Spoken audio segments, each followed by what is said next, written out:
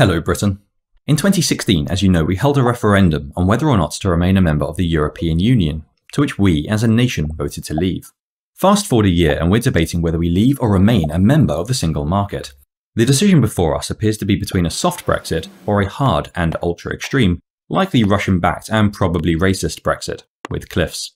The professional liars have planted their flags, but with so many adjectives and metaphors being flung about, it's sometimes hard to know what to make of it. So being myself a rather simple fellow, I've had to break the relevant issues into digestible sections and now beg a moment to present to my fellow Brits what all this bother is about. So piffles. The single market originated in 1957 as the EEC. It grew and it grew both in size and power until it contained almost the entire continent. This ever-growing economic union was originally designed by the principal architects of the EU as a first step towards creating a single giant European superstate. Over the decades, the legal frameworks, treaties, conventions, and institutions required to set up this new state were gradually assembled behind the scenes until, in 2009, the pieces were formally combined into a single legal entity. The single market is now at the core of this new quasi-federal country. It consists of 500 million people, 26 million businesses, and comprises 15% of the global economy. We, being a part of this new country, have free access to this huge market, which accounts for 45% of our trade. However, membership of this ambitious club isn't actually free. Let's look at the costs. 1. As a member of the EU, we gave up control of our fishing grounds, which are now governed by the EU's Common Fisheries Policy. This is possibly the worst policy that Brussels has ever come up with. Boats are given strict quotas on what they're allowed to catch, and so when they inevitably catch the wrong fish, they have to throw them back dead. Billions of good fish are tossed back into the sea dead each year due to these quotas, which have made our oceans some of the most overfished in the world.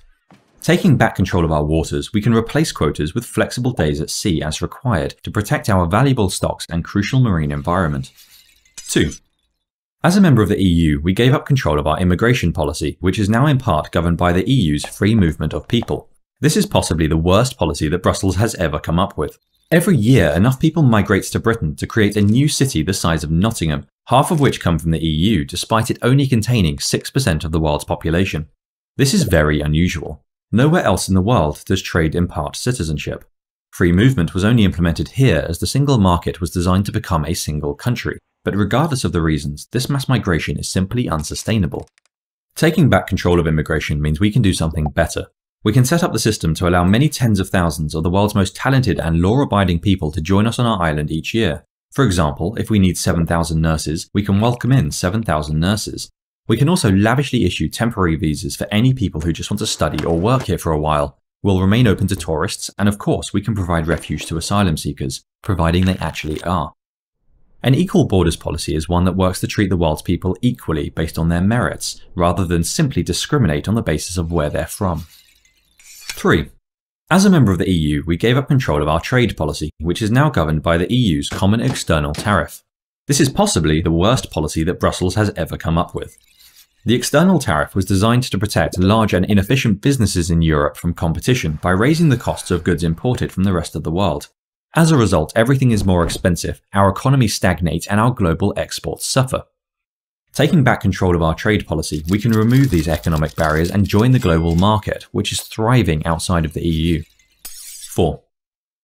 As a member of the EU, we gave up ultimate control of our law and are now subservient to the European Union's dictates and the judgments of its court. This is possibly the worst idea that anybody has ever come up with. New Zealand isn't having Australia govern its laws, Japan isn't subservient to China, and even tiny Hong Kong is fighting to keep its independence because sovereignty is synonymous with freedom and freedom is valuable. Although we trade with America, for example, no one is suggesting that Mr. Trump need govern our laws, whereas according to the EU, our buying wine from a chap in France apparently requires we submit to the rule of a fellow in Brussels. Taking back control quite literally means just that. We will be responsible for our own lives and our own laws, not some far-off bureaucrats, foreign courts, or especially that little chap in Brussels. 5. As a member of the EU, on top of our fisheries, immigration policy, trade policy, and sovereignty, we also pay a net fee of almost £10 billion each year for the privilege of trading with the single market. Some say this is a rather expensive bill for supposedly free trade, especially with a market that appears to be collapsing. 40 years ago, the single market's current members comprised 30% of the global economy. Today, they're down to 15% and falling. Just 10 years ago, the single market accounted for 55% of our trade. Today it's 45% and also falling. If we were to leave the single market with no deal, the worst possible case for Britain is that the EU erect trade tariffs, charging us a fixed percentage on what we sell into their market, up to the maximums allowed by the World Trade Organization. They might also erect the protectionist barriers that isolate members of the single market from the wider world. That said, and despite their bravado, the EU is actually in no position to put up trade barriers with the UK. Our trade earns them a net £60 billion in profit each year, any reduction of which would cost their already crumbling markets millions of jobs.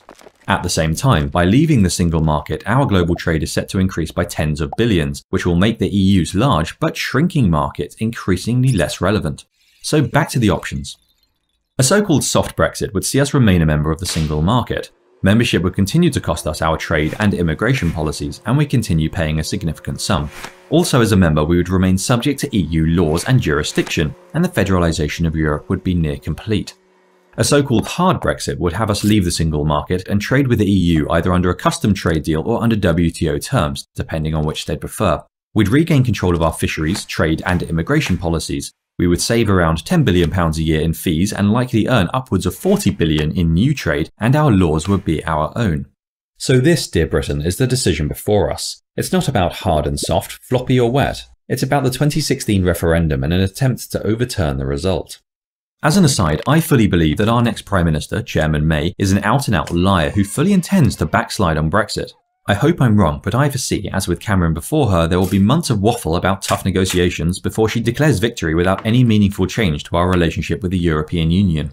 The establishment have almost 100 years of planning and implementation invested in creating the United States of Europe, and they're not going to give it up easily. The worst bit is, if she does backslide, once she has a large majority, we the people have absolutely no democratic way to stop her. It would be, as they say, a colossal stitch-up. Elections are about the future, not the past, so it's time for a reality check.